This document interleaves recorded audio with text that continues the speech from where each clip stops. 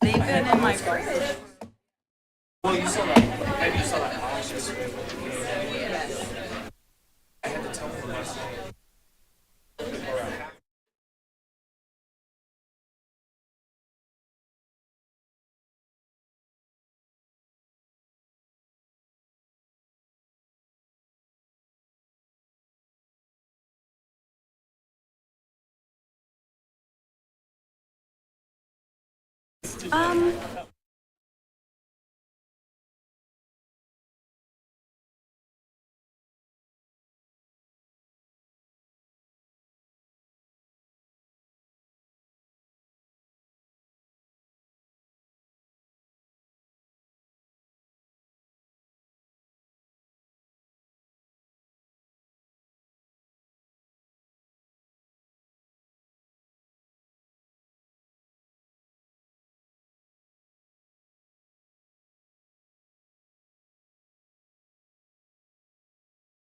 Informal meeting of the City Commission's called to order. Clerk, call the roll.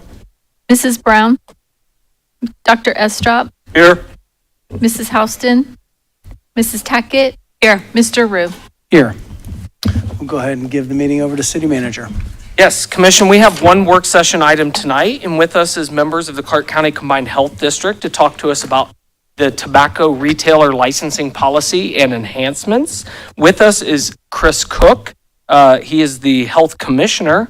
And then we also have Leah Baylor, who is here. She's a health planner with the health district and also focuses primarily on the tobacco prevention and cessation program. So with that, thank you, Chris and Leah. Absolutely. Good afternoon, or good evening, Mayor, City Commissioners. We're going to talk a little bit tonight about a topic that we have talked to you about before in the past. It's tobacco, it's nicotine, it's cigarettes, it's vapes, and the impact that they're having on our community's health, and specifically our children, my children, who are growing up here in Clark County.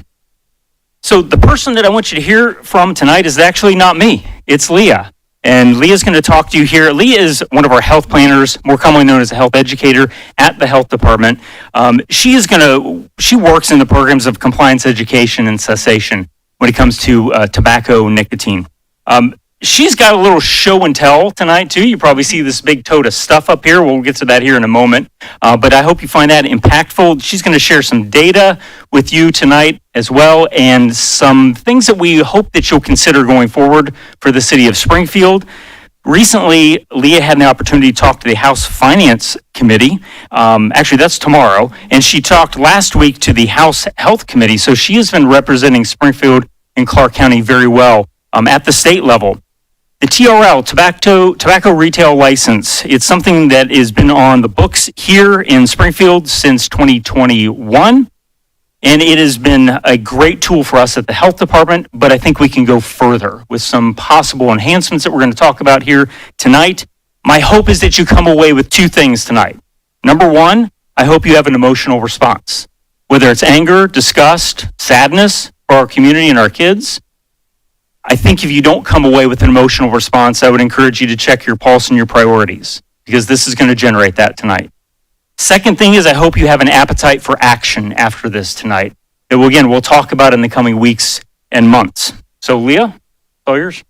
Okay, thank you so much for that introduction. Chris, I want to say good evening to the city commissioners, and thank you so much for this opportunity here tonight to speak about this important topic. I think Chris really highlighted it well, saying that we hope that the message that you come away with is learning more about the deep issues of youth tobacco use here in Clark County, and then also walking away with support for enhancements to our current implemented TRL. Just want to make sure this. Okay. So for those of you who might not be familiar with what the tobacco retailer license policy is, here's just a little bit of details about this policy. So it was passed in October of 2021, and it was actually implemented in January of 2022. Retailers must purchase a $150 tobacco retailer license to sell any tobacco-related product, including paraphernalia. So that includes not only tobacco products, but any kind of accessories, including tobacco papers, holders, any kind of preparation, or tobacco storage. This policy includes e-cigarettes. So some current tobacco policies do not include e-cigarettes, but this one does. So it's updated to include that. They must apply yearly through the health department, and failure to comply with obtaining a tobacco retailer license will result in a first, second, and third offense consequences.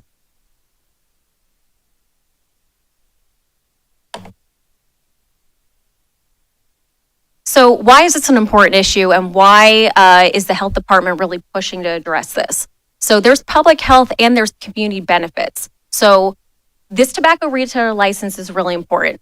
So what it can do, it can protect youth from early exposure to addictive nicotine. So many of us probably growing up have heard that tobacco is considered the gateway drug.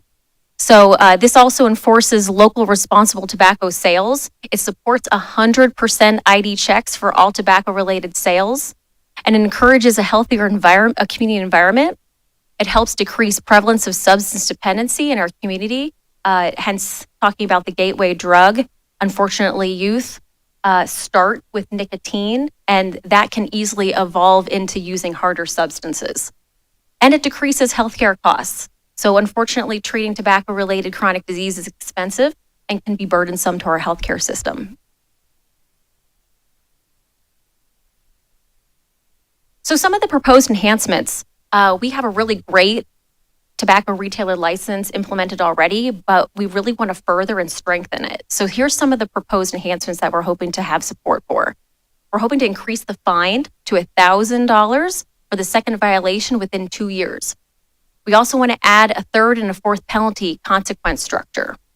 And we also want to entertain a density and proximity clause. So we have a lot of youth-based organizations here in our area, and limiting tobacco retailer licenses within a certain distance of youth-based organizations can decrease access and availability to youth.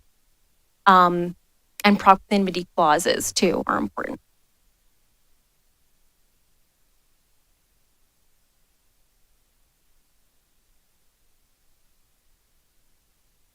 Okay, so why are we really pushing for this? So the data really speaks for itself. So here's a little bit of data that we got from our Youth Risk Behavioral Survey of 2023 at the Health Department. We conducted this survey with about almost 4,000 students from around Clark County in high schools and middle schools. This data is taken from high schoolers. So what we've found is that 16% have tried smoking a cigarette in their lifetime. 7.9% smoked a cigarette before the age of 13. So we know we have the T21 law in place, which means that no one under the age of 21 should be able to purchase or access tobacco products. We have youth in our communities who are using under the age of 13. 3% smoked a cigarette in the past 30 days. 28% have tried an electronic vapor product. 13% have used an electronic vapor product in the past 30 days. And 5.9 have used an electronic vapor product at least 20 times in the past 30 days. So I feel this data is really compelling and speaks for itself.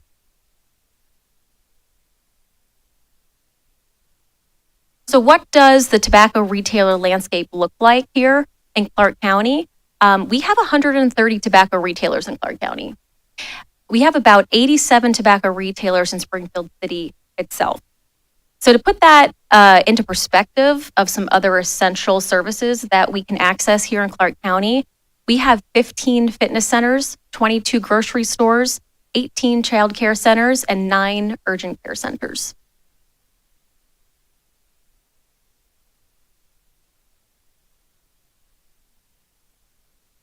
This is a part of the handout that you have at your seats. This is a really accurate representation of tobacco retailers that we have here in Springfield City. This is point densities. So if you look at these maps, the red flags represent a tobacco retailer, and the little black building there represents a youth-based organization. So this is highlighting the saturation of tobacco retailers that we have in close proximity to youth.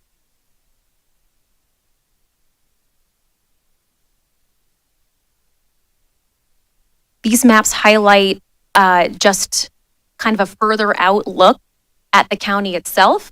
And then you can see, compared to the rest of the county, just how dense the tobacco retailers are in Springfield City. So that massive cluster in the middle of the county represents tobacco retailers that are located in Springfield City itself. I think it's important too to highlight that tobacco retailer covers just the city of Springfield jurisdiction. So that's why having this tobacco retailer license in place here for Springfield City is so important, because that's where the primary saturation of tobacco retailers is. And that's where the highest level of access points are for our youth.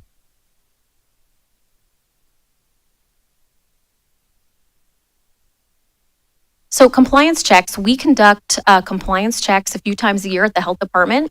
And some of our findings that we've collected with our data, comparing those different compliance checks, showed kind of before and afters of tobacco retailer license fine enforcement and implementation. So before fine enforcement, we kind of had the first year piloting this program, or this policy, I should say, where we were taking the time to educate retailers of this new policy. So there was not the fine enforcement for that first year, but we still conducted the compliance checks. And what we found is out of 84 stores checked, we had 29 that failed. So we had a 35% failure rate with that compliance check. So the next year we did another round of compliance checks, and we compared that to the first year of that pilot year. And after we started enforcing those fines, we found that the number of failure rates drastically decreased. So we actually compliance checked 86 stores this time, and 7 failed, which resulted in an 8% failure rate, which really highlights the importance of enforcing these fines. So the fines work, which is our conclusion, and really supporting those enhancements and making them stiffer and higher penalties can really just benefit this policy altogether. Of the 7 that failed in 23, were all 7 also failures in 22? Do you know? So these are 2-time losers? I'm going to say that that's most likely correct, although I don't have that exact figure for you, but I'll be happy to provide that after. Well, it would seem very germane to one of the proposals you're making in terms of a second fine being stiffer. If we have some evidence that this is occurring, then I think it lends credence to the need for it, because obviously the first time around they didn't learn the lesson. Thank you.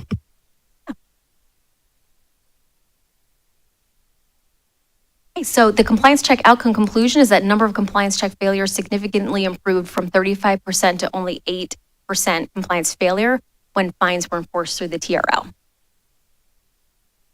And the closing message is tobacco retailer license is a helpful tool to ensure retailer accountability in following the unlawful sale of tobacco to minors, and enhancements are necessary to maximize protecting the community's children from access to addictive nicotine products. Tobacco retailer license enhancements can act as an effective deterrent for underage tobacco sales, and support for enhancement efforts help our community. And that's the end of the presentation. And really quickly, I just kind of want to draw your focus to this bin of vapes here. Oh, And so that's this- not a box of candy? No. Yeah, the tobacco industry would like you to think No, that. I know. That's Yeah. why I'm saying it definitely looks appealing Yeah. to a younger eye, for sure. Absolutely. So just a few details about this. This is a about 35 pounds of confiscated vapes from one high school here in Clark County. This is about a 6 to 8 month collection of vapes that were confiscated from students between 9th and 12th grade. And then what So- about the difference between the actual nicotine use and also THC usage? Right. So primarily, we're still seeing nicotine products confiscated, but the products containing THC is on an uptick. It's on an uptick. Yeah. Thank you. So there's a variety of products in here. So these were confiscated from school resource officers and given to me as to use as a visual campaign to highlight the issues of what is occurring in our schools in Clark County, which really highlights the need for enhancing policies like this.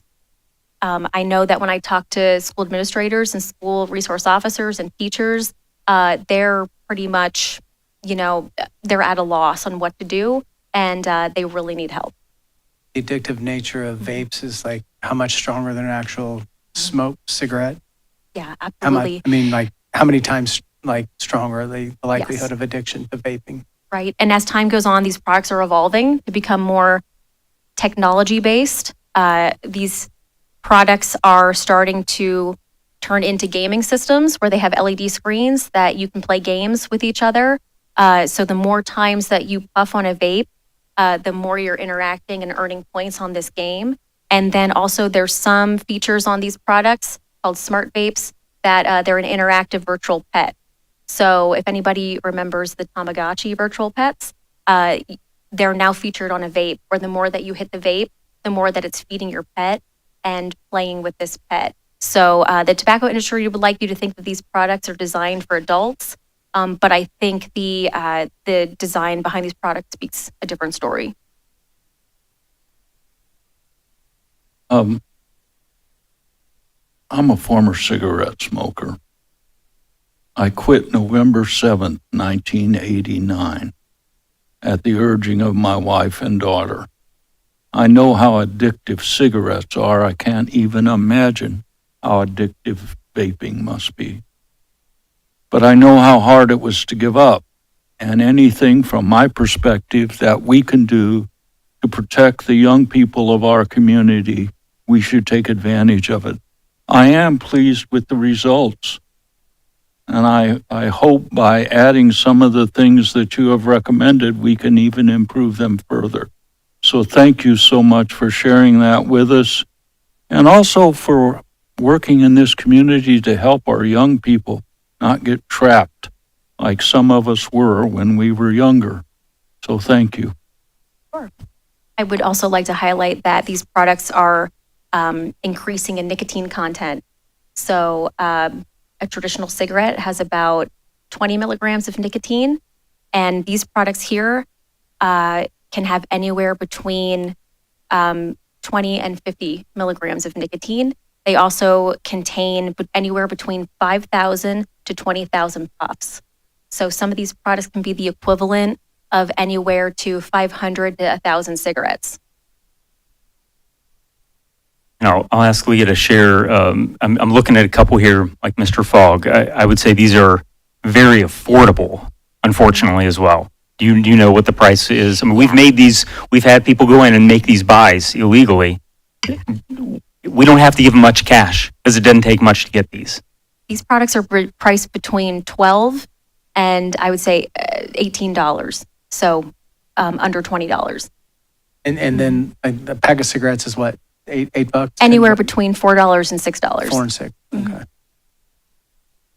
I know over the years of learning so much from you about vapes and cigarettes in general and smoking, I remember a story that just kind of stuck out with the times that we were having conversations, and I still carry it forward. I remember hearing a story of kids getting the vapes and then creating businesses and reselling them to other kids within school. And that was just one thing that was just so shocking to me. And same with adults doing the same thing in their near schools that were doing it, referencing the story that we were talking about. So when you look at the enforcement, what does that look like when you go out for compliance checks and the enforcement, we're talking about increasing it to $1,000 fine, right? On the first offense, $1,000 to a retailer, probably nothing compared to what they're selling. So if you could talk a little bit about what enforcement looks like, and maybe even mention, and maybe you shared this, but the retailer growth we've seen just in the past few years, and especially with the THC, see all the flags and the signage. Maybe you could even talk about the signage, because I know I've heard you say comments about that before. So I think currently the amount for the first fine is $500, so it would be increasing from 500 to 1,000. Yeah, that can be to certain retailers, depending on how much business they're doing, kind of pale in comparison. Or sometimes you hear the saying, it's the price of doing business. So, we're trying to just kind of realistically raise the fines, what we can do. So, that's kind of the mindset with that increase. Hopefully, with a combination of increasing fines and retailer education, we're hoping that can be effective going forward with reducing underage sales. Also, sometimes word of mouth is really effective when retailers get wind that enforcement's being stiffer and fines are growing, that can be a deterrent for selling to underage youth. And I hear stories too at the health department. I have parents calling, they've definitely called in the past, really kind of pleading with us to do something. And this is really just the course of action that we have the ability to do, is trying to go the policy route and the education route. What is the fines for selling alcohol underage? No? That is a great question. Unfortunately, tobacco is just my only lane here. Yeah, right. But I'm not Interesting quite to sure. know. Yeah. Thank you. 2 weeks ago, I was waiting for something for food with my youngest, who's 8 today. And we're in front of one of the vape shops in town, and it's bright lights and colorful. And my 8-year-old's asking all kinds of questions about what is that? But yeah, I guess I'm just saying highlight the attraction that this little person was just, kept looking in and wondering what it was. And the struggle I was trying to explain without too much of judgment, but just trying to explain what it was. And so anyway, I'm hoping there is a lot more that can be done to keep this from getting in the psyche of these young people, to keep the interest up. I hope that goes away. That's my hope. Go ahead, Tracy. With signage, like you're talking about, are we seeing that rule breaking too? And what does a consequence look like with that signage? They have festival lights, like LEDs Right. everywhere now. And that's something Cover that the we're windows. pursuing, maybe something within zoning that we could address signage. Signage Yeah. is a really effective tool for attracting customers, especially kids. I don't know if you've noticed, but there's an increase in the LED lights in storefronts. There is a vape shop that I could probably walk to from the health department in town. And I've noticed a significant increase every time I drive by in the morning, that there's signage just popping up in those windows. So hopefully here in the near future, we can maybe address something within our zoning about signage. We have other communities in other counties that actually do not allow signage for tobacco products in their convenience stores. So I feel like that's another strategy for an effective deterrent.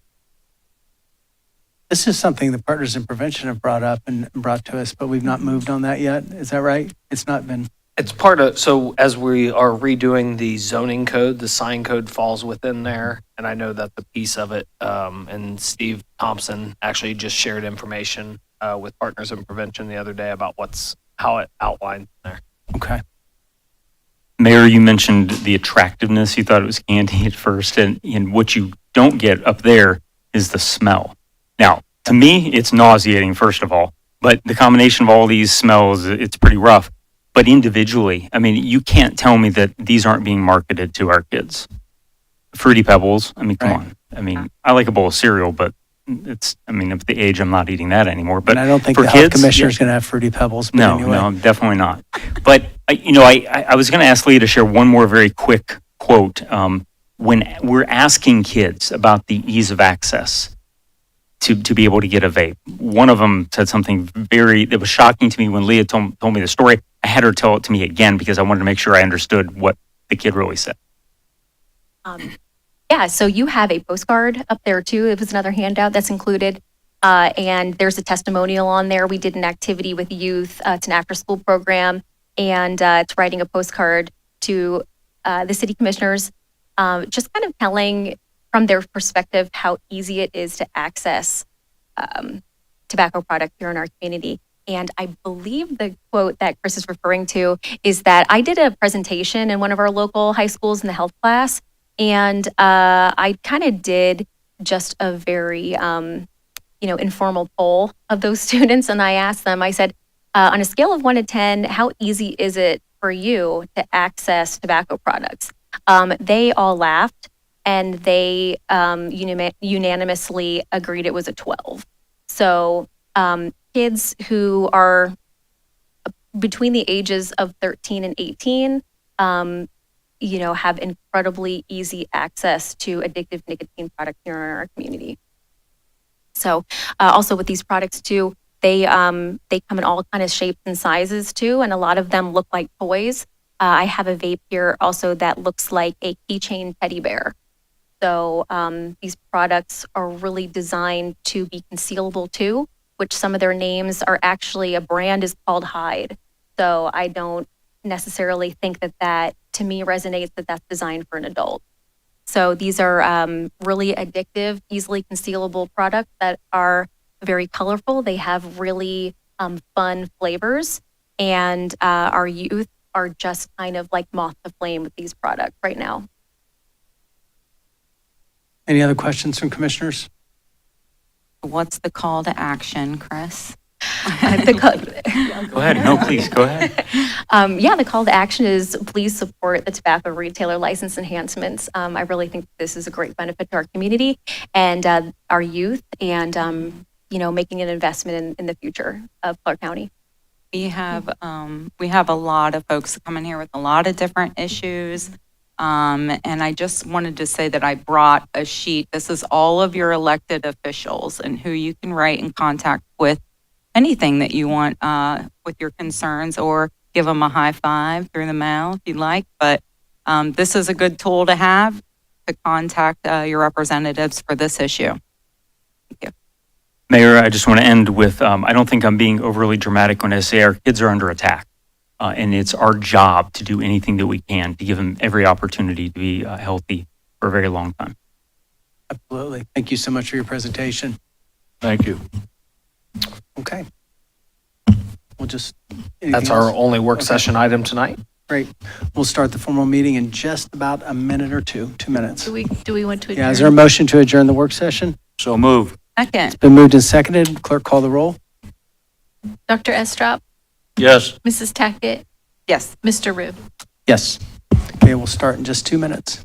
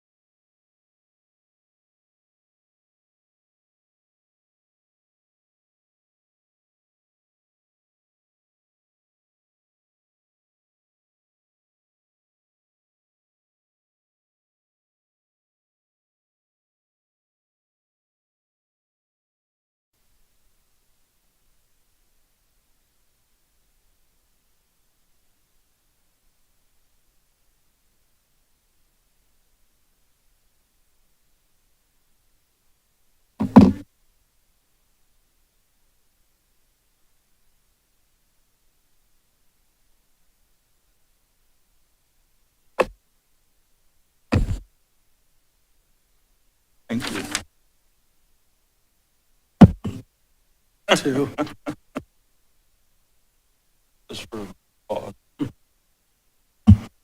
Okay, the formal meeting of the City Commission's called to order. Clerk, call the roll. Mrs. Brown? Dr. Estrop? Here. Mrs. Houston? Mrs. Tackett? Here. Mr. Rue? Here, please stand for the invocation and the pledge.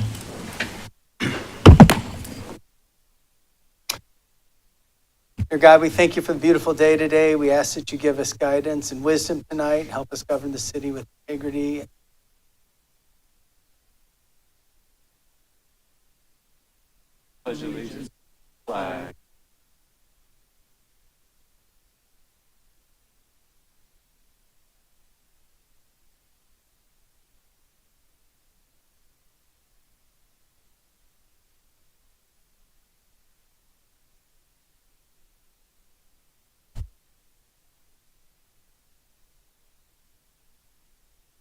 Is there a motion to approve minutes from last meeting? So moved. Second. It's been moved and seconded. Clerk, call the roll.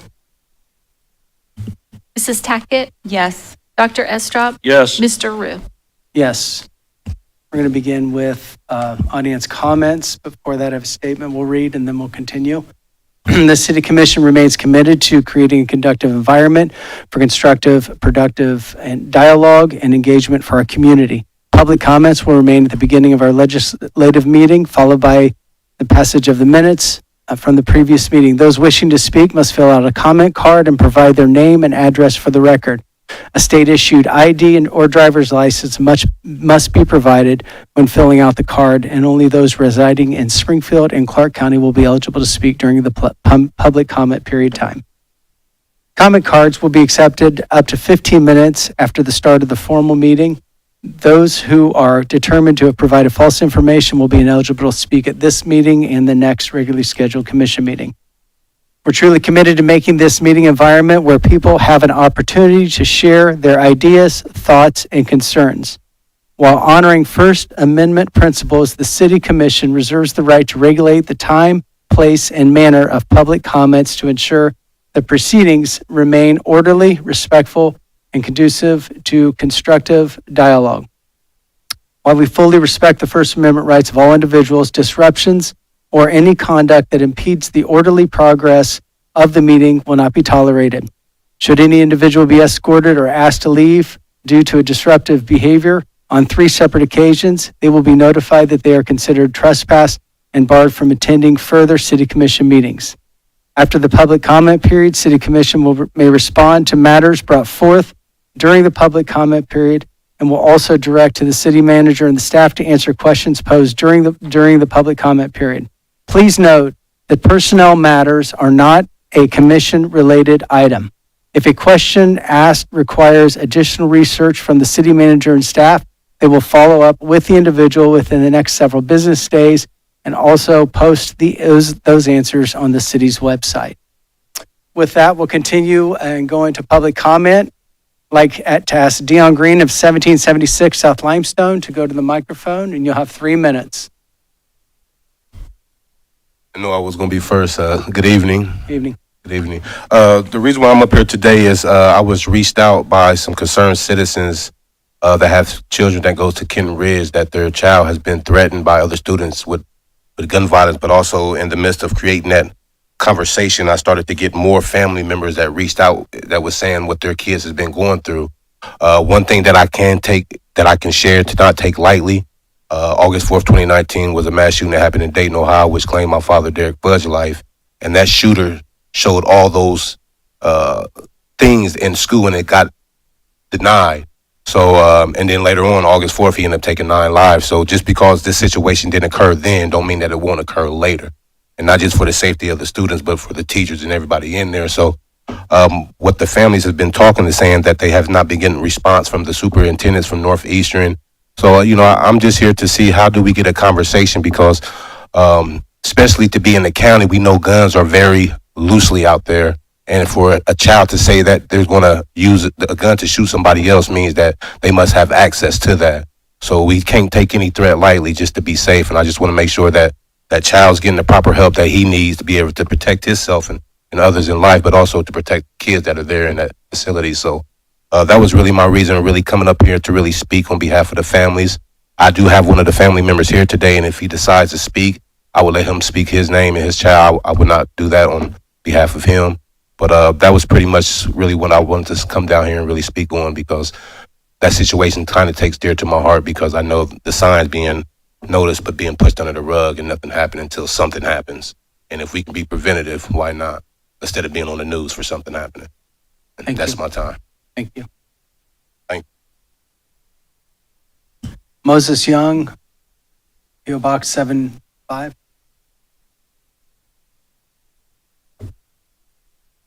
Yes, my name is Moses Young. I'm a retired deputy with the Clark County Sheriff's Office. January 11th, 2024, my daughter was threatened to be shot at Kenton Ridge High School.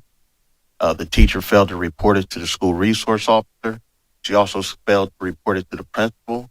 She did not notify the family. She did not notify us at the time of this occurrence. The student stayed in the classroom with my daughter the whole time.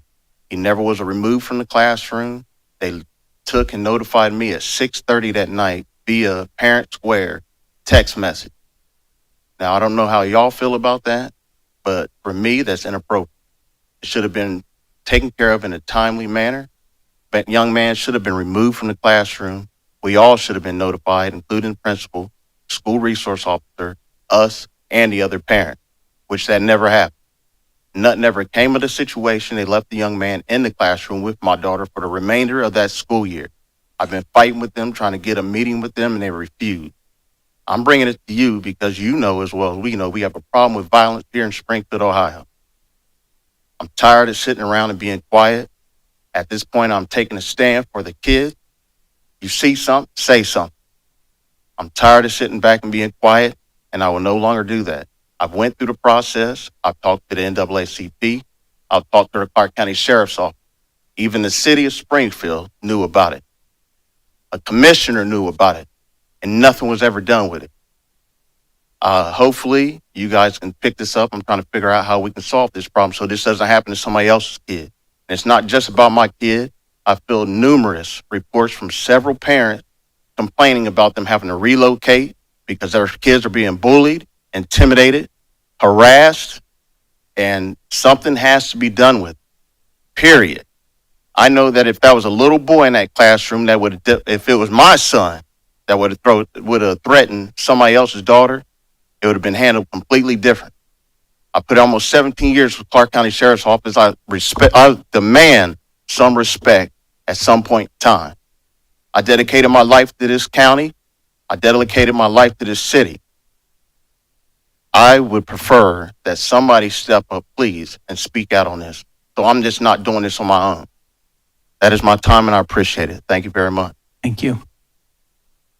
Yvonne Hendricks, 121 Wilson Avenue.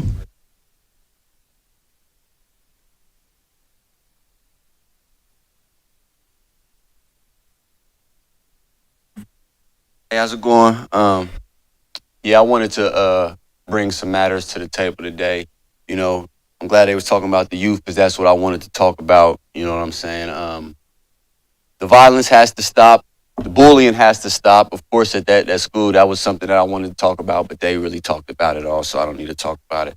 But we need to start putting money and stuff into the youth programs and everything. Like, we have to do it, especially with the gun violence, too, because it's happening like 15 now. We having people dying at 15, 14, and by gun violence. So we need to pump some type of money into some of the programs that's helping. They ain't gonna listen to just anybody. You know what I mean? They're not gonna just listen to anybody. So people like Deion Greens, and those are the people that, you know, we need to, you know, put our people behind. So, yeah. I'm for the youth. Let's go for the youth. Because we can't change these people that's coming up here, you know, still talking about hate. We could change the youth, though. We can't change no grown people. So let's start with the youth. And that's my time. Thank you. Thank you. Ross McGregor, 2915 Burwood Drive. Good evening, Mayor Rue, City Commissioners, and City staff. I'm Ross McGregor. I'm accompanied by Neil Browning tonight. We're here on behalf of Sheltered Inc. and I have three things I'd like to share with the commission tonight. One is introducing Neil Browning as our new executive director of Sheltered Inc. Neil has joined us after 17 years of progressive leadership at OIC of Clark County. The board is very confident that the experience that he has is relevant to Sheltered Inc., and we're looking forward to his leadership. But more importantly, we're very impressed with the dedication and compassion that Neil brings to Sheltered in helping those who are unhoused in our community, and we're certain that he is going to do an excellent job. The second point I'd like to make is to thank you in advance for what I hope is your positive and affirmative vote later this evening on items 57 and 58, which are responses to the RFP that the city put out to address homelessness in Springfield. Let me say that I think the city staff did an excellent job of issuing that RFP, and what is being proposed, I think, is an excellent response because it is a multifaceted response awarding Sheltered along with Nehemiah Foundation and Project Woman monies that we are vital to our ability to help address the issue of homelessness in Springfield and Clark County. This is a very multifaceted problem, and no one entity on its own is going to be able to tackle it. We all have to work together, and the way this is being distributed illustrates how that's being handled. By being awarded these monies, Sheltered Inc., for example, will be able to reopen Hartley House, the men's shelter, 24 hours a day, 7 days a week, which we know has been desperately needed. Additionally, we'll be able to reach out and provide more case management for our clients as they try to get back from a situation of being unhoused to having stable and permanent housing. Again, to the commission and the city staff, I just want to say thank you very much for your consideration, and we again look forward to your positive vote for the agenda items later in this program. Thank you. Thank you, Mr. Mayor. Taylor Bowser, 430 Bellevue.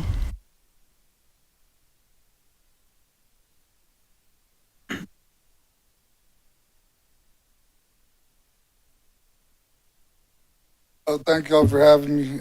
My name is Taylor Bowser. Some of you may know me or heard of me. I've done 15 and a half years in prison. I've been out almost 6 years. I've completely changed my life around for the better. My goal since I've been home is to help the youth in our city not go down the path that I was led down.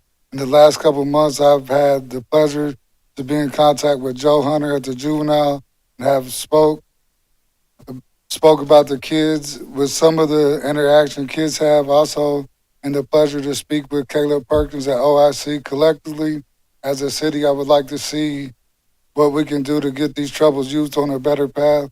I spoke with many business owners such as barbershops, tire washing companies, real estate agents, car detailing, construction companies, car lots, and many more that would love to mentor a team and teach our kids how to get a better life than playing with guns or stealing cars. I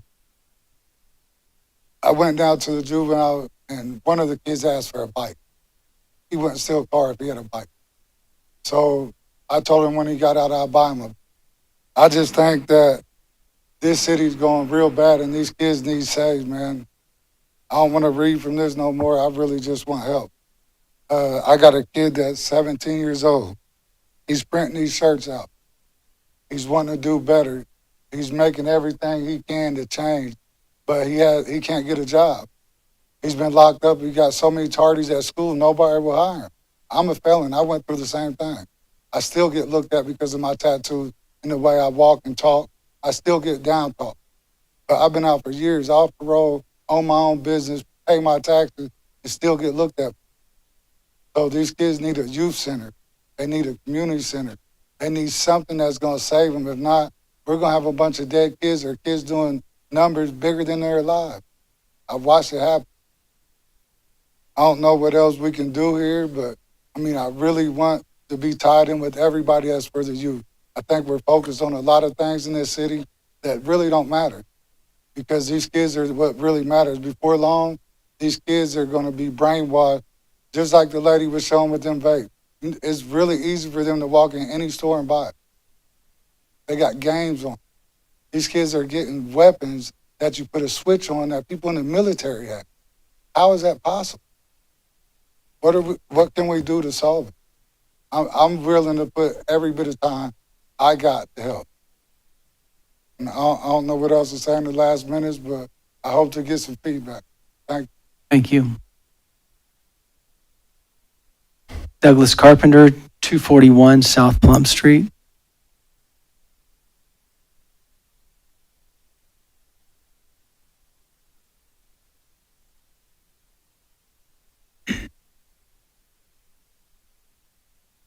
I speak in behalf of women and children so they can grow up and be adopted. I started a project years ago, and I got a letter I can give you that I made a long time ago, and John Jurgens helped me.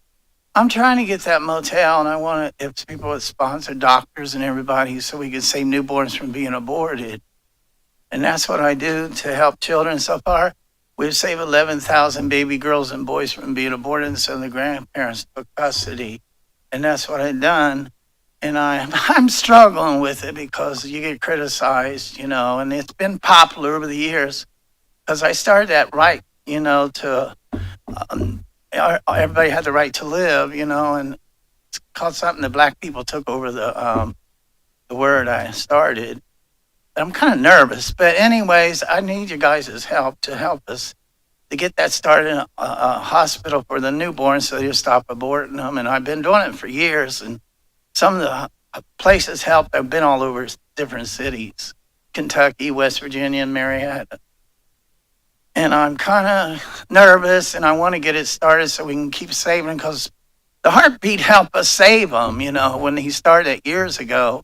But he's back in there now, and they don't want to kill children. I don't want him to die. I want him to live and grow up, because a baby has a body just as much as a mother does. And I think it's been a crazy ass thing, you know, I don't mean to cuss.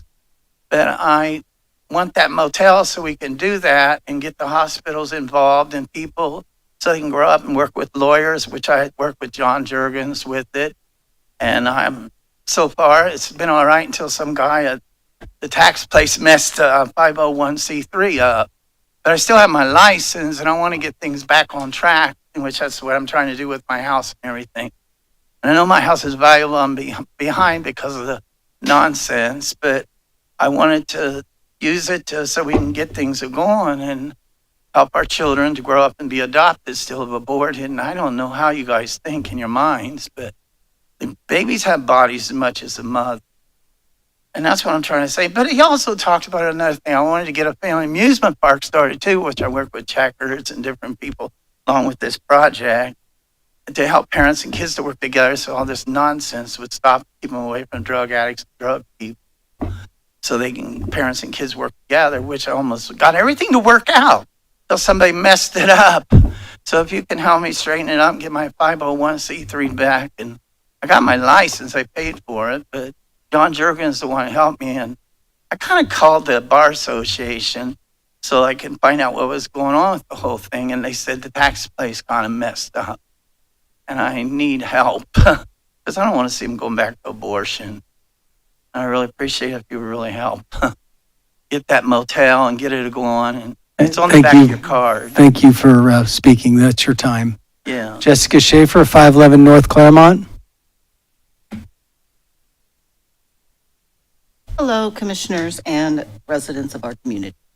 I would like to ask what our city's plan is to address the needs of our community if the massive cuts to Medicaid and Medicare that the GOP House are proposing occur. I understand that on a local level, you guys cannot dictate federal policy, but we have been blindsided as a community by federal policy in the past, and I believe forewarned or is forearmed. In our county, we have 49,000 residents who are on Medicaid. That's 37% of our county. 67% of them are white, for people who want to know that. We have 32,000 residents, 23% of our county, who are on Medicare, which are the elderly and the disabled in our community. We have 31,000 who collect Social Security, including 4.2 thousand who are disabled. And we have 12,000 households, 17% of our county, that include SNAP benefits. which includes 76% of students in the Springfield City Schools who rely on those funds to get their breakfast and lunch every day. I understand, again, locally you cannot do a lot, but I think it's imperative for us to know this. Every single person in this room, every single person watching online, and every single person in the community is either a beneficiary of or knows someone who has benefited from these programs. They serve our vulnerable populations. They serve children, the elderly, the disabled. They allow people to meet their most basic needs. I know there's not a simple answer, and I really don't expect one today. I get that. We have a community has had lots of struggles with, medical access, housing access, food access. And if these proposed cuts happen, it will be worse for our community as a whole. Nonprofits are already strained. Talk to anybody who runs a nonprofit, they'll tell you. And our local government and residents need to be prepared for this very real possibility of this happening. I would also encourage everybody in our community to contact and call Representative Mike Turner and Senator Bernie Moreno and Senator John Husted, along with our Governor Mike DeWine, to ask them about their support for these cuts and their willful harming of our community. We need to, as a community, hold those with power accountable, since they are doing this of their own volition and not serving the people they are elected to serve. Also, thank you for following up very quickly on the pothole issue. It made it much easier to access, and I appreciate greatly that you guys are responsive to that. Thank you.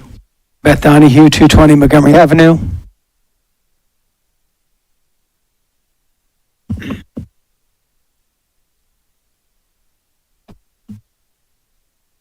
Thank you.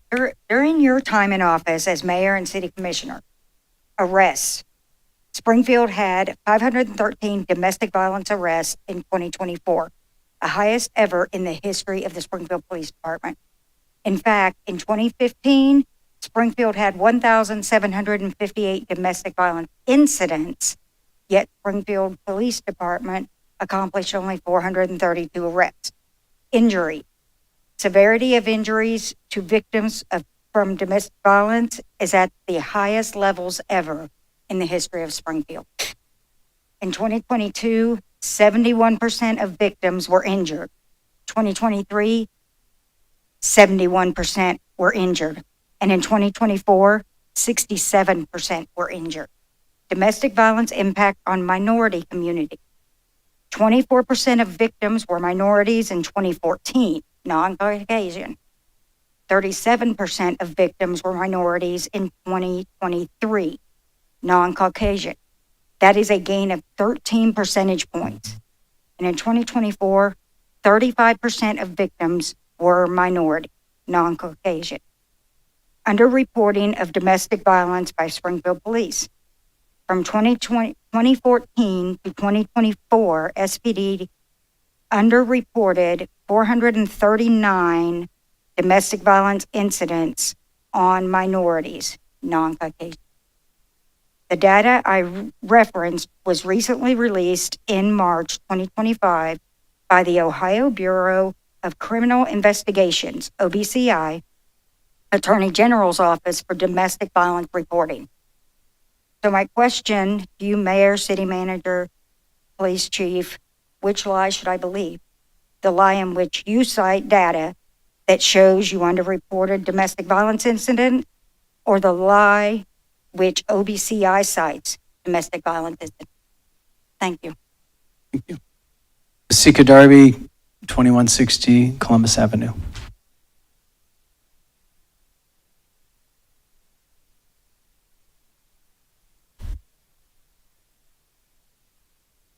Hello. So I really just came to talk for other people that don't like coming and talking. So first I would like to ask about the well water in the Limecrest area. Several neighbors have reported that they are unable to get their well water and they need answers. In addition, they would like to know, does the properties in the pond being built on Leffels Lane and Burnett Road have anything to do with the missing well water? And if so, why weren't the homeowners notified and what the city is going to do about it? I have other residents wanting to know about the money that was approved for special projects, like the transportation project, and the extended new curbs that were supposed to be put in place to make it safer for people to walk down certain roads like Bexel. They would also like to know, will we ever have access to the police scanner again? The citizens would like to know so they can stay informed about the crime that is going on in the city.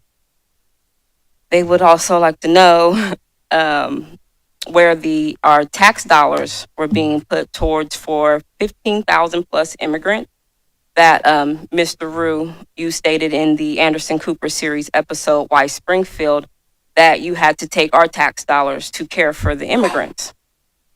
And lastly, how will our city's economy be affected by the termination of the TPS? What will happen to all those homes, cars, and businesses that were bought and created that you all said benefited our community?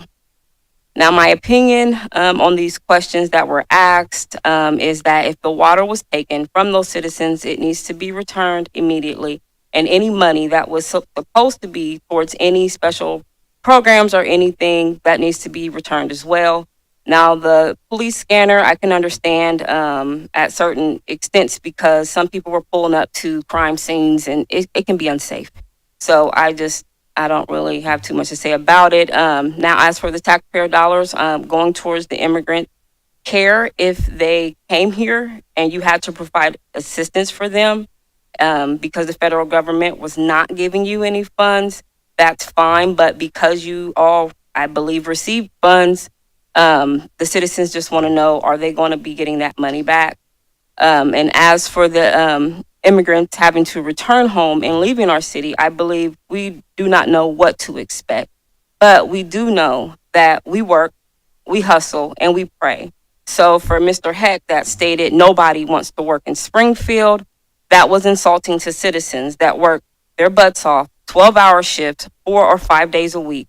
And I believe you owe them an apology. That's my thank you. Peg Foley, 2121 Olympic Street.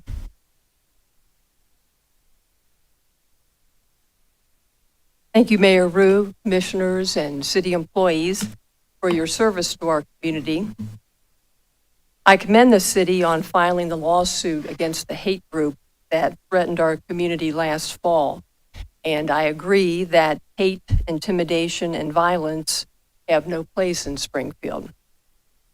Also, thank you, Mayor Rue, for responding to the false claims being made by national office holders about Springfield. I agree, as you stated, that the greatest hardship we faced in the past 6 months is the mischaracterization of our city. Springfield is not buckling under or being destroyed. We are working through challenges in a compassionate, rational way that recognizes the dignity and importance of every member of our community. Quite frankly, I wish our national office holders would govern in such a way. The people of Springfield want to live in a safe and prosperous city where people care about each other. We want to see our city grow and thrive. We need people to be workers, consumers, students, teachers, and business owners. I believe our immigrant neighbors are committed to the success of our community. The decision by the federal executive branch to shorten TPS for our immigrant neighbors is cruel and unwarranted. I have written to Congressman Turner and Senators Houston and Moreno urging the continuation of TPS and a realistic path to citizenship for our immigrant neighbors who have been here for many, many years, and for those who have newly arrived. Perhaps you've already done the same, Mayor Rue and members of the commission. I truly believe that Springfield can continue to grow and prosper if we work together with our old neighbors who were born in this country and our new neighbors from abroad who have sought refuge here. Thank you. Thank you. At this time, I'd like to invite the Safety Director for the State of Ohio, Andy Wilson, to address the commission. Thank you, Mayor Rue, members of the commission. I stand here this evening, again, just to reaffirm Governor DeWine's commitment to this city. I think the last few months have shown how much he truly loves this community and the people in this community. And he said all along that he's dedicated to seeing the issues that this community has dealt with over the last couple months through and until the end. So I know you all know that we're still here from the state, and you see us, you see our team in day to day, different members of the team here working with members of your team to address whatever the issue is that needs to be addressed. But I haven't been here. I was through the fall. I was coming and giving pretty regular updates to the city commission. I haven't been here since the holidays. So I figured it was probably time to come and at least give you a little update and answer any questions that you may have with respect to some of the stuff that we're doing. The first thing that I want to talk about that we've always talked about when we've come from a public safety point of view is traffic safety. And anecdotally, it sure looks like the crashes involving our Haitian community members are on the decrease. Again, when I was here in the fall, you every time there was a crash, you'd see people posted on social media, and it was getting a lot of attention. I'm not saying those crashes don't happen anymore, but certainly it looks like those numbers are down. And we've heard, again, as we've been out in the community and talked to folks, we know that those crashes are down. Crashes overall are actually down. In September, these are the city statistics, September of last year, you had 133 crashes. That's the same time that Mayor, you came over to the governor's residence and asked for specific help on traffic enforcement. We put the patrol into town doing data-driven operations. In October, that number was down to 122 crashes.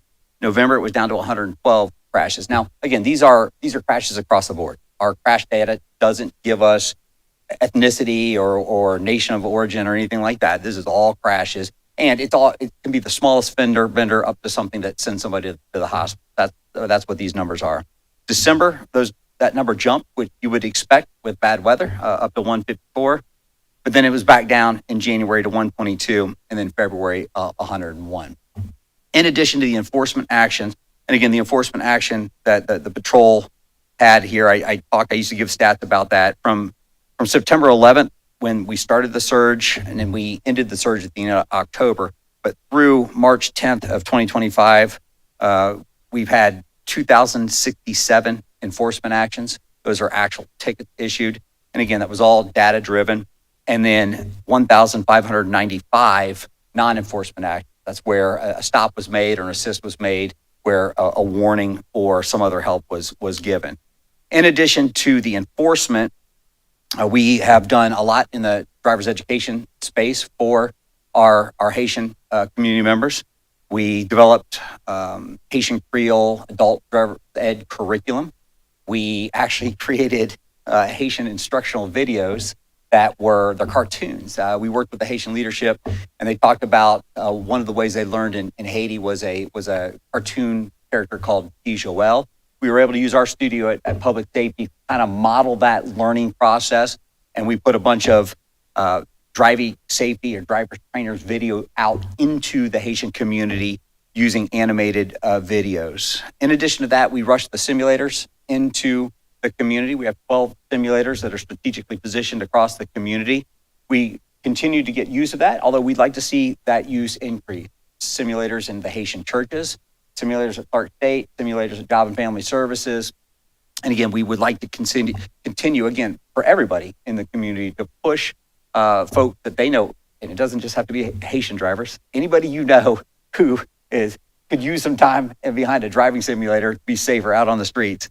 You're welcome to reach out to one of those entities and schedule some time on our simulator. We're using the data-driven approach. So with our Haitian community, our simulators are able to track their weaknesses. So we're able to track common mistakes that these drivers are making in the simulator. We then take that data and turn it into an instructional video in Haitian Creole, one of our animated videos, to address that specific issue. That's kind of how we're using the data to really kind of address the needs of that certain community. That's all I'm going to talk about with respect to driver safety or traffic safety. I do want to tell everybody here that we are, by March 21st, we are going to put a survey out into the Haitian community. Really, it just, there's 6 different areas we're going to cover. It's going to be basic demographic information. It's going to be healthcare information. It's going to be vocational information. And we worked with Wright State University to develop this survey, and they're going to get the survey information. They will create a report that we will certainly share with you all. But the reason we did this is, as we looked at the Haitian issue through the fall, what we realized, and we discussed many times, is we just didn't have a lot of good information about what the truth was, how many people we had, what their backgrounds were, how many people actually had health care in Haiti, or what health care access they were using here. We didn't have a lot of actual consolidated data to really kind of drive our resources or drive our response. Now, again, it's like the game, but it's never too late. And we had a lot of discussions with everything that's going on with change to TPS and immigration, whether or not this was the right time to put a survey out on the street. Wright State actually crafted the survey so it's anonymous, so that it is very general. There was no demographic information that would allow anybody to be identified in that survey. But what we hope to gain from that survey, again, is participation from our Haitian community members that will allow us, again, to have a better understanding of what we have in the community and then what resources we need to continue to shift into what areas. So the reason I wanted to talk about that is, again, whoever's listening to this, whoever's in the community who can push that information out into the Haitian community, who can help us in a safe way, in a very general way, we certainly would appreciate help with that.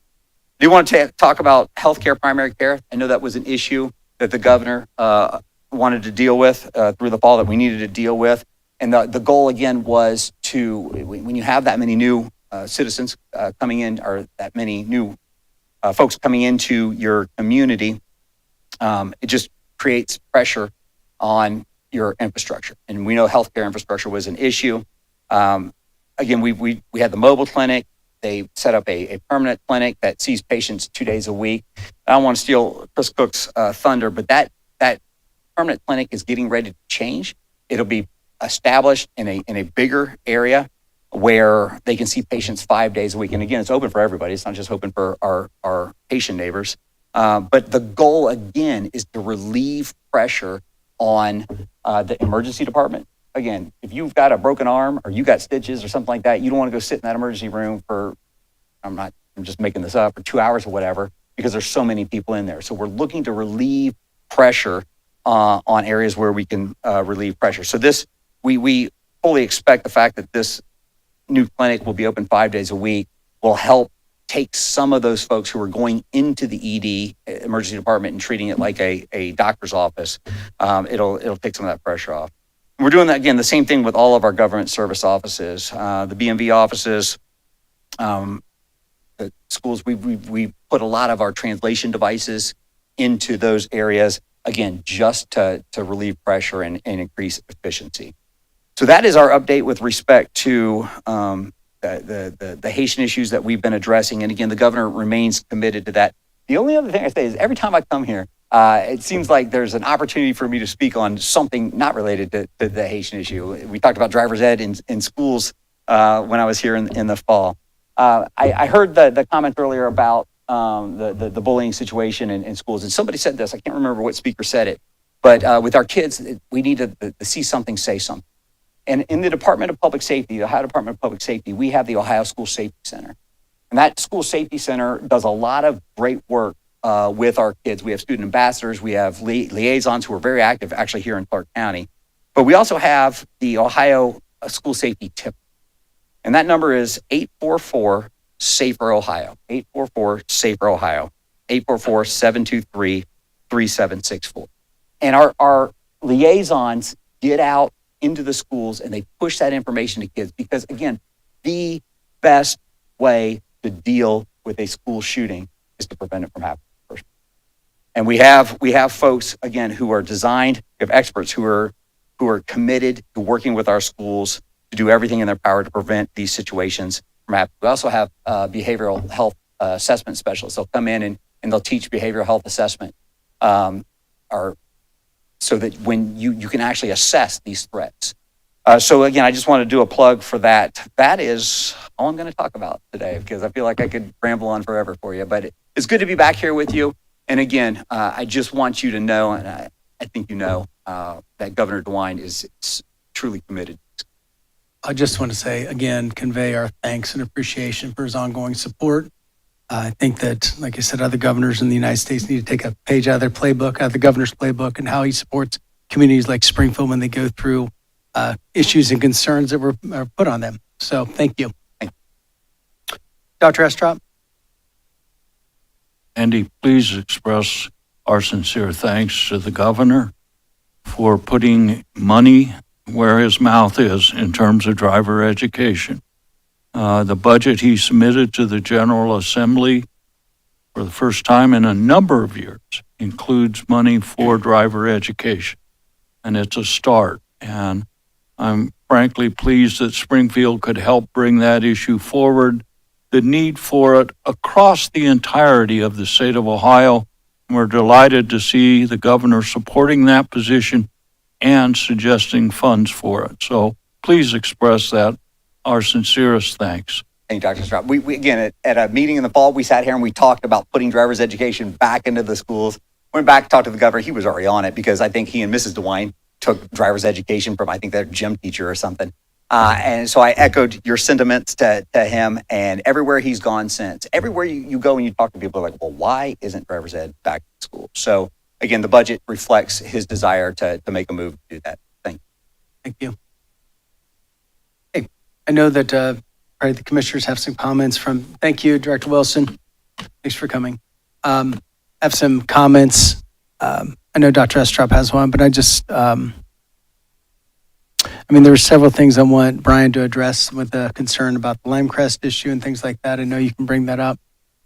I think I was just misquoted. I never said that we had to give city funds to immigrants, but that was just a misquote in the interview. But we could go on. There's a list there. Dr. Estrop? Thank you, Mayor Rue.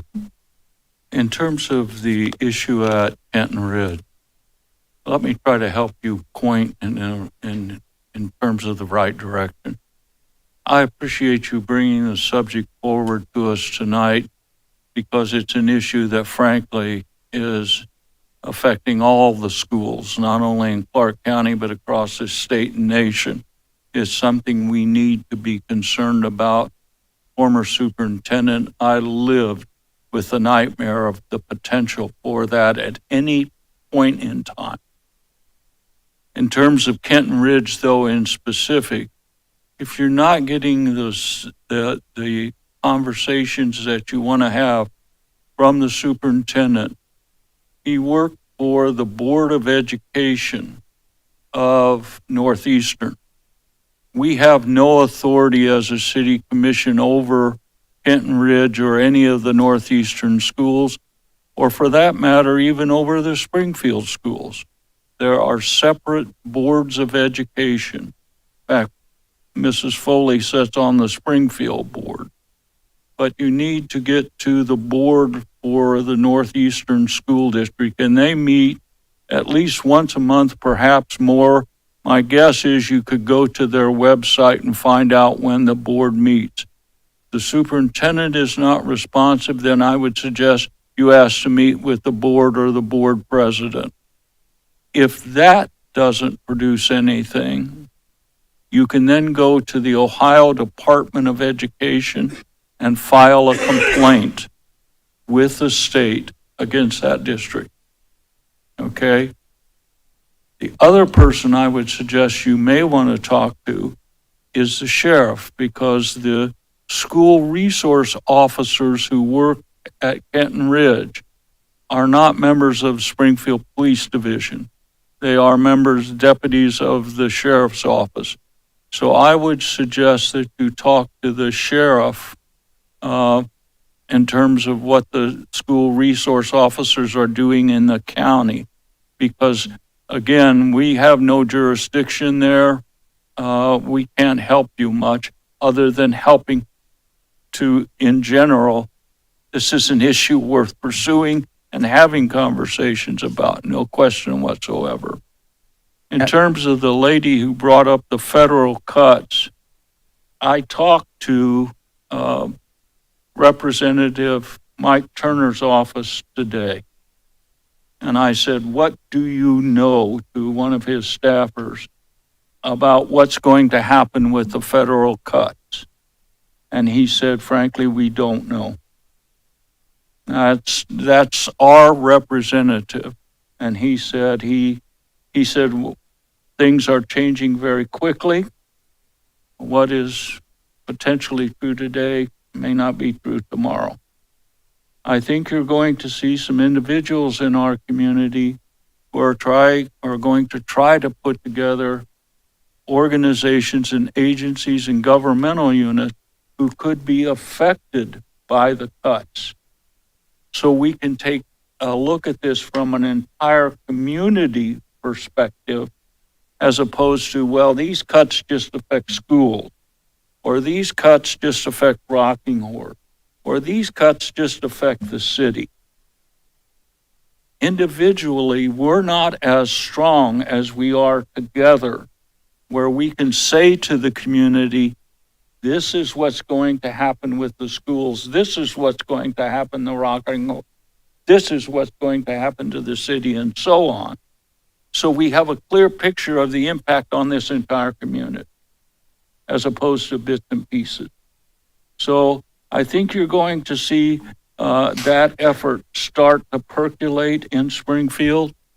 It hasn't yet, because we haven't been able to see what the issues really are. And that's a real problem. And I know it's frustrating our staff, Mr. Heck in particular, because we can't get answers. Are we going to have the money we've been promised for this year or not? And what about next year? Nobody knows. So I understand the frustration, believe me. As we're trying to plan ahead, look at our budget, look at the services we provide through the budget, sometimes I feel like I'm just beating my head against this wall behind me.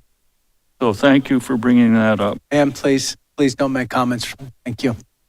Mr. Young, I also want to say thank you for bringing the issue here to us, and I understand why you did in a public forum setting. But I agree with Dr. Estrop that do go to the public meeting of the school district and air these same concerns. But we do support your effort and coming against gun violence and bullying. Commissioner? Thank you, Dr. Estrop, Commissioner Estrop, for sharing your insight on the school's perspective on dealing with gun violence. I respect that.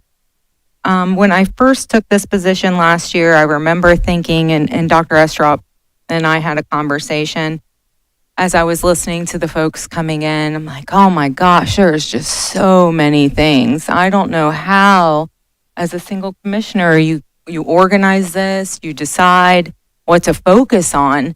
And I remember going to all the experts in government, and one detective specifically said to me that what keeps him up at night is youth gun violence. And I've carried that forward over the past year.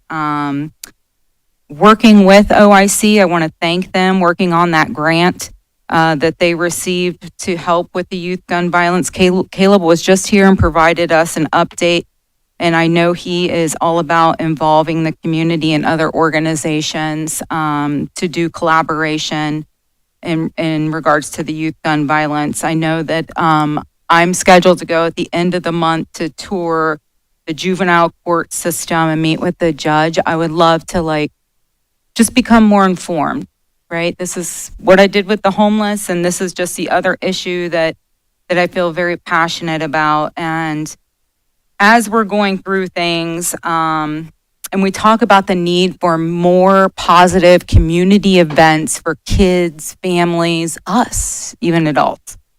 I just want to share some things that are happening in case you're not aware of. I know the downtown business owners work really hard to create positive First Friday opportunities.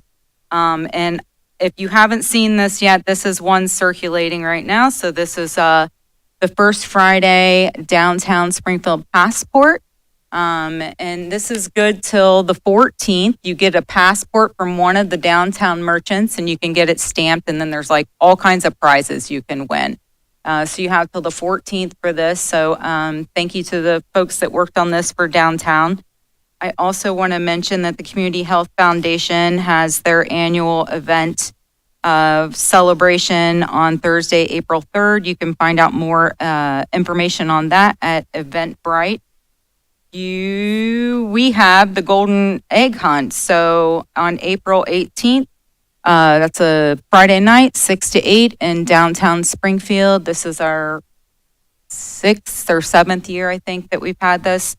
There'll be families down here and adults, and we'll have our great Golden Egg Hunt. You can find more information about that through the Clark County OH Facebook event page. And then within there is an event called the Great Golden Egg Hunt. If you want to be a part of that, support that, you can reach out to me.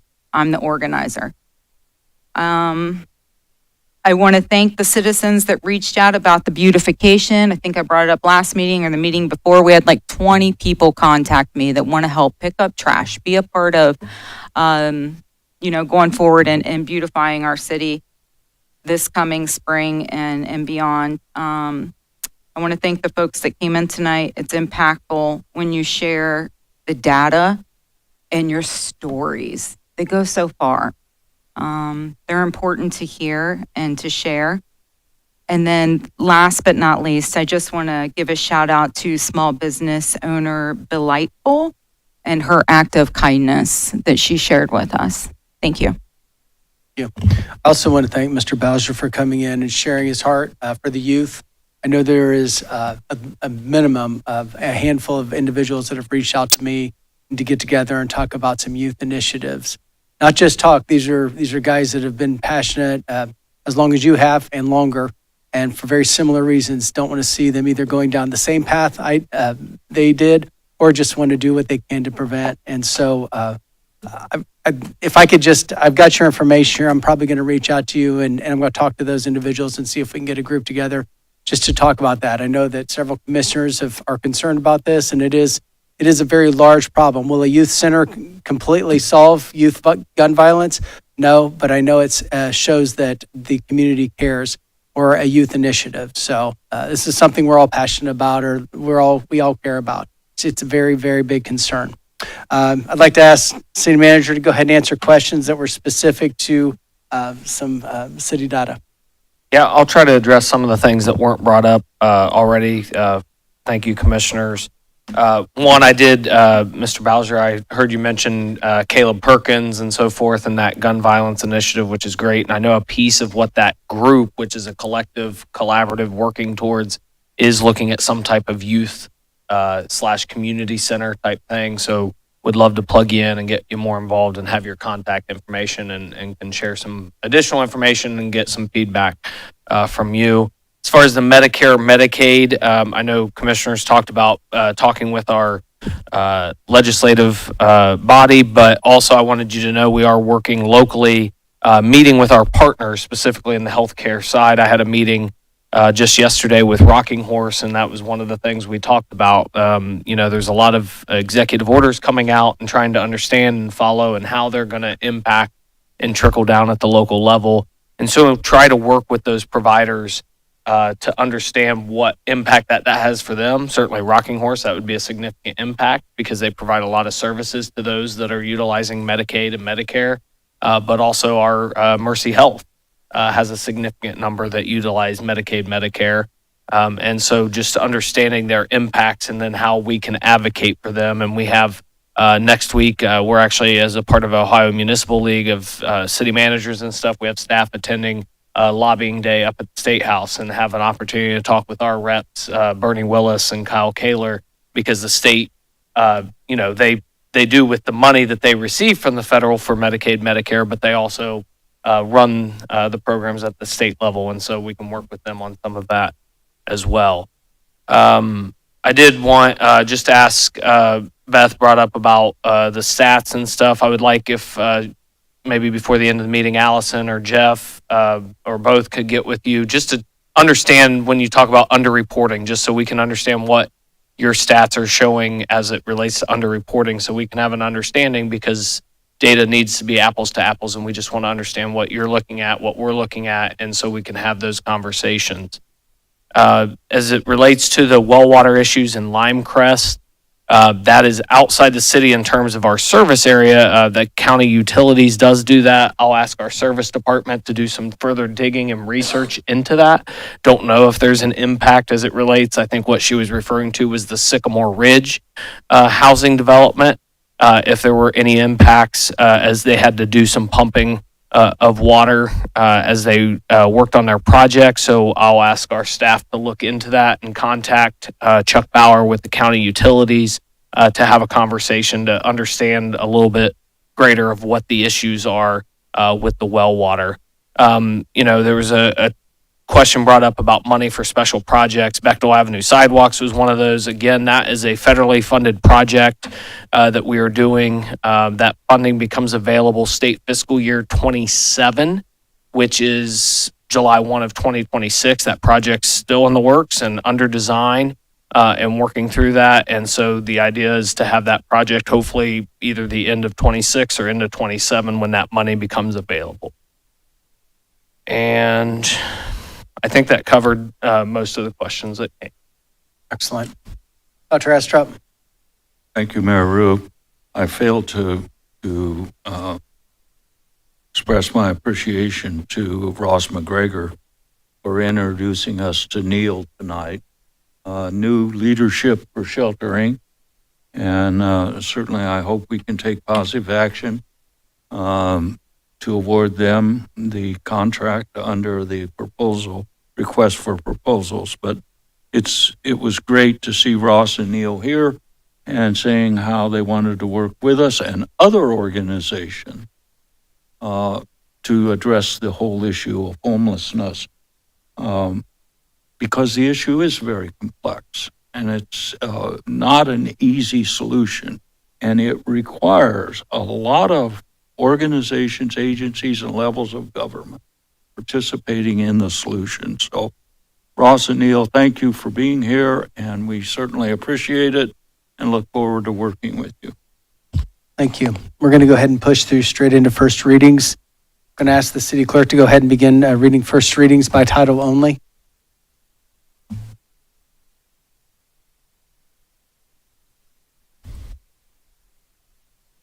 Authorizing the exercise of the city's option to renew the contract with Gillum Lawn Care and Landscaping LLC for the mowing of boulevards for an amount not to exceed $57,862 and confirming and approving related expenditures incurred from April 1, 2025. Authorizing the exercise of the city's option to renew the contract with Polydyne Incorporated for the purchase of liquid polymer for an amount not to exceed $81,540. Amending ordinance number 9190, passed March 12, 1991, and commonly known as the Codified Ordinances of the City of Springfield, Ohio, by the enactment of Chapter 146 under the Administrative Code entitled Acceptance and Use of Electronic Signatures. Authorizing and directing the city manager to select certain identified parcels of real estate that constitute non-productive lands and to notify the prosecuting attorney or the county auditor of Clark County, Ohio, as the case may be, pursuant to sections 5722.03 and 5722.04 of the Ohio Revised Code, that the city wishes to acquire said parcels pursuant to the provisions of Ohio Revised Code Chapter 5722 and ordinance number 98-293, passed August 25th, 1998, and to do all things necessary to acquire said parcels. Confirming and approving change order number 2 to the contract between the city and National Water Services for the well pump cleaning and rehabilitation at the water treatment plant to increase the contract in an amount not to exceed $26,301 for a total amount not to exceed $976,293. And one item was added to the first readings, authorizing the city manager to enter into an economic development agreement with AP Development LLC and AP Fairbank LLC. Thank you. I think I'd like to just go ahead and move right into letting one of our individuals involved with the last of the first reading to go ahead and speak to the economic development. Yes, Commissioners. So as John and Matt are going up to the podium, I just want to inform the audience. So this is a building that we've been working for some time on to really reclaim and seek revitalization in our downtown. This is what people know currently as the Hall building, but is historically the Fairbanks building. And just want to special mention to Randy Stevenson, Matt DiBartola, and those who have held the current owner of that property accountable for what has happened to that building, which, as we know, that building is vacant now. It's been a blighting influence in our downtown, and we are happy to say that that building is close to being placed in new hands, and new hands that we believe are going to do great things, not only for that building, but hopefully for other buildings in the future of Springfield. And so with that, I want to introduce John Anderson of AP Partners to talk about the project itself. It's on? Yes. Okay, good. Good evening. As Brian said, my name is John Anderson. I'm president of AP Development and AP Construction out of Indianapolis, roughly. We are primarily historic building redevelopers. We've done several of these throughout Indiana and now branching out where we find the coolest buildings. First happened to be in Springfield. We were here early this morning, had most of our team here to go through the building again. We're excited to get started. It's the building, if anybody's been in there, not clean, a bit of a mess. And so we appreciate everybody's patience, and we appreciate the commission considering the approval of the EDA tonight. I will also just say publicly, the staff has been great. Brian and Tom and Cassie and look, everybody here in Springfield. It's one of the reasons that we stepped up to acquire this building.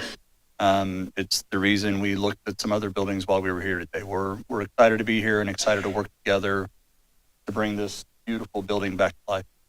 I also have Matt Roof with me, who is our director of development. So he came in from Ocracoke, North Carolina today to make sure he could get through the building. We're very glad that you've taken interest. This is an iconic building in our community, and we're very glad that it's going to be preserved in many different ways. Yeah, gorgeous. Thank you so much. Is there other comments from commissioners? I would like to add my thanks for saving that building.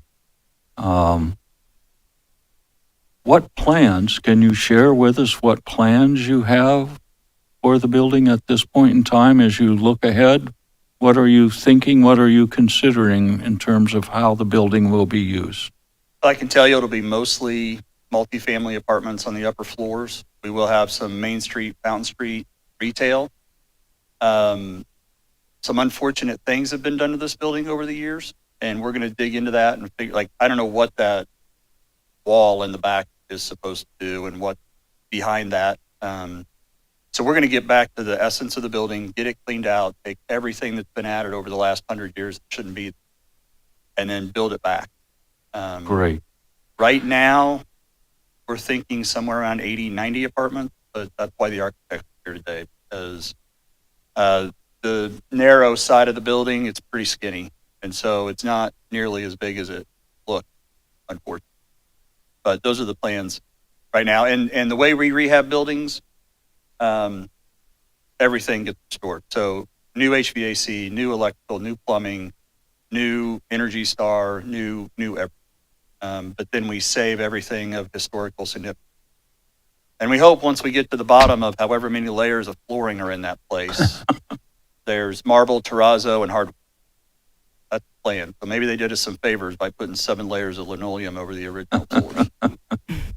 Well, thank you again. Thank you. And we're really looking forward to this. As it obviously will create a spark for further downtown businesses and other opportunities for the people of our community. So thank you, and we look forward to your work. Thank you for addressing your experience with the city staff. Kudos to them. And I just want to say thank you for investing in our community. I have a downtown business here for almost 12 years. We have a lot of good energy coming to downtown, and we look forward to you being a part of that. So welcome to Springfield. City managers, thank you so much. Is there anything else you want to talk about in first readings before we move to second readings? Just want to mention one, Commissioner, and again, example of a great program, our Mo to Own program that has been in operation since 2016. So 071-25 is 10 additional properties that we'll take through the land reutilization for the Mo to Own program. And so since 2016, this is 222 total properties that have been reclaimed to adjacent or close to adjacent property owners in neighborhoods that have been vacant. Fantastic. Thank you. I'm going to go ask the clerk to go ahead and to move on to second readings.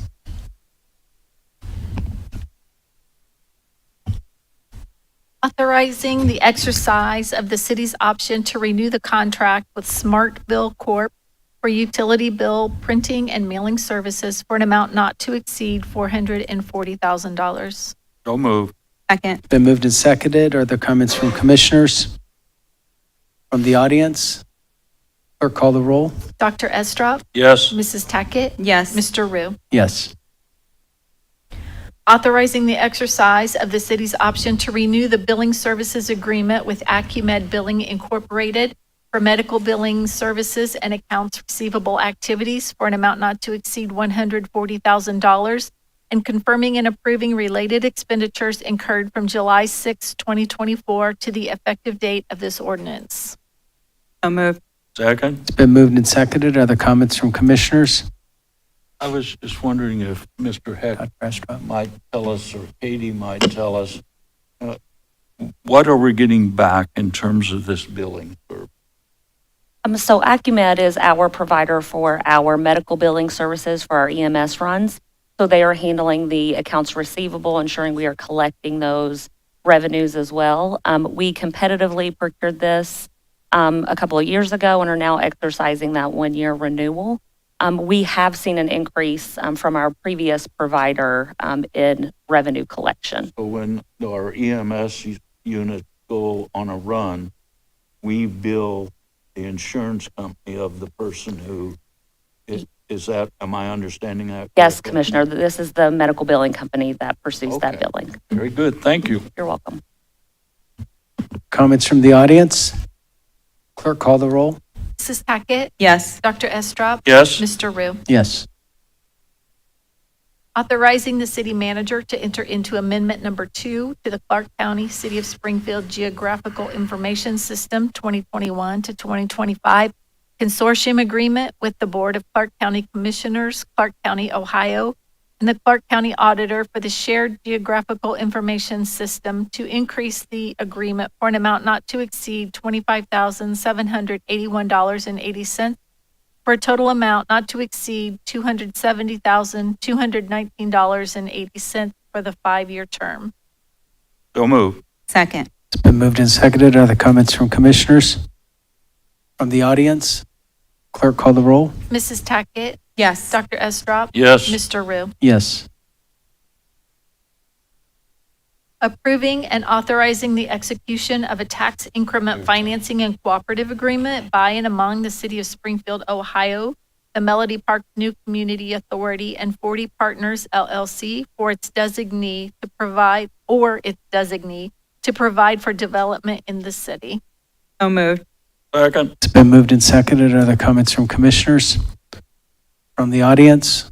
Clerk, call the roll. Dr. Estrop? Yes. Mrs. Tackett? Yes. Mr. Rue? Yes. Authorizing the city manager to enter into a subrecipient agreement with Sheltered Inc. for comprehensive solutions for addressing homelessness in an amount not to exceed $302,784. So move. Second. It's been moved and seconded. Are there comments from commissioners? From the audience? Clerk call the roll. Dr. Estrop? Yes. Mrs. Tackett? Yes. Mr. Rue? Yes. Authorizing the city manager to enter into a subrecipient agreement with Project Women of Ohio for comprehensive solutions for addressing homelessness in an amount not to exceed $50,980. So moved. Second? It's been moved and seconded. Are there comments from commissioners? From the audience?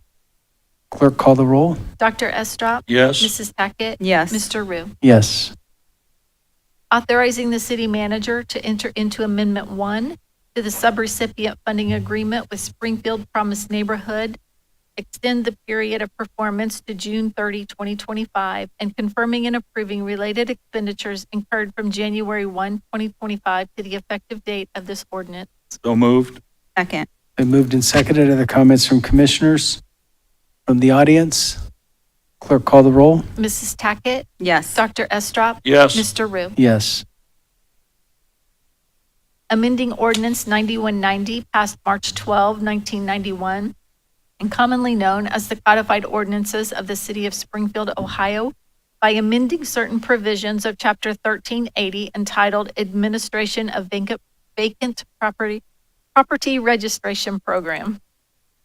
So moved. Second? Been moved and seconded. Are there comments from commissioners? From the audience? Clerk call the roll. Mrs. Tackett? Yes. Dr. Estrop? Yes. Mr. Rue? Yes. Authorizing the city manager to enter into a professional services agreement with Para Property Registry LLC to provide vacant property administration registration services at no cost to the city and therein making it revenue neutral. So moved. Second. It's been moved and seconded. Are there comments from commissioners? From the audience? Clerk call the roll. Dr. Estrop? Yes. Mrs. Tackett? Yes. Mr. Rue? Yes. Confirming and approving a Continuum of Care Program grant agreement with the United States Department of Housing and Urban Development in an amount not to exceed $219,935, and authorizing the city manager and the director of finance to perform all acts and execute all documents they consider necessary to fulfill the city's obligations under said grant agreement and to comply with all relevant local, state, and federal legal requirements. So moved. Second? It's been moved and seconded. Are the comments from commissioners? Dr. Estrop? I was wondering, Mr. Heck, or maybe Logan, this would be one of the potential programs that could be at risk. This is federal money, is it not? Yes, commissioners, this is federal dollars. So this puts in the 24-25. We are a pass-through to SMHA, Springfield Metropolitan Housing Authority, which is the next item. And it helps provide tenant-based rental assistance and voucher program and so forth.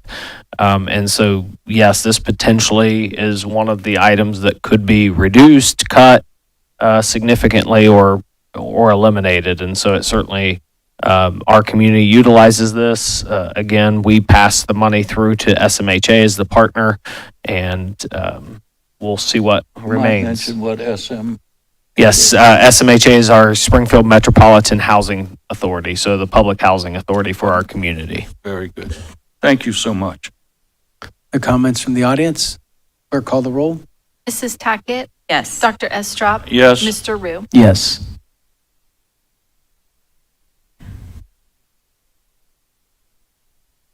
Confirming and approving a Continuum of Care grant agreement with the United States Department of Housing. This is the same one, isn't it? Sorry. Authorizing the city manager to enter into a subrecipient funding agreement between the city and Springfield Metropolitan Housing Authority to conduct a Springfield Permanent Supportive Housing Program funded tenant-based rental assistance and administration program in an amount not to exceed $219,935, and confirming and approving related expenditures from October 1, 2024 to the passage of this ordinance. So moved. Second. It's been moved and seconded. Are there comments from commissioners? From the audience? Clerk call the roll. Dr. Estrop? Yes. Mrs. Tackett? Yes. Mr. Rue? Yes. Authorizing the city manager to enter into a development incentive agreement non-residential development with Janea LLC to provide for sewer services to real property outside of the city limits. So moved. Second. It's been moved and seconded. Are there comments from commissioners? Dr. Estrop? Mr. Heck, we sort of had a tradition of not extending city services beyond our boundary. I was wondering why this is a special case. Yes, so there is a sewer line that runs out Troy Road or 41 as we know it. This is a transfer of ownership. This is the Crown okay. Market, which has a gas station and then a market to it, which I've heard as a pitch to them. I've heard excellent pizza, so check it out. But this is a transfer of ownership for sewer only. So the sewer is already there. Correct. We're not building a sewer up. Great, thank you. Comments from the audience? Clerk, call the roll. Mrs. Tackett? Yes. Dr. Estrop? Yes. Mr. Rue? Yes. Authorizing the exercise of the city's option to renew the general professional engineering services agreement with Carpenter Marty Transportation Incorporated for professional engineering services for an amount not to exceed $500,000. So moved. Second. It's been moved and seconded. Are there comments from commissioners? From the audience? Clerk, call the roll. Dr. Estrop? Yes. Mrs. Tackett? Yes. Mr. Rue? Yes. A resolution appointing Katie Evanston and her alternate member to the Regional Income Tax Agency Regional Council of Governments Board of Trustees. So move. Second. It's been moved and seconded. Are there comments from commissioners? From the audience? Clerk, call the roll. Dr. Estrop? Yes. Mrs. Tackett? Yes. Mr. Rue? Yes. Are there any other announcements from commissioners? Hearing none, is there a motion to adjourn the meeting? So moved. Second. It's been moved and seconded. Clerk, call the roll. Mrs. Tackett? Yes. Dr. Estrop? Yes. Mr. Rue? Yes. Thank you for coming.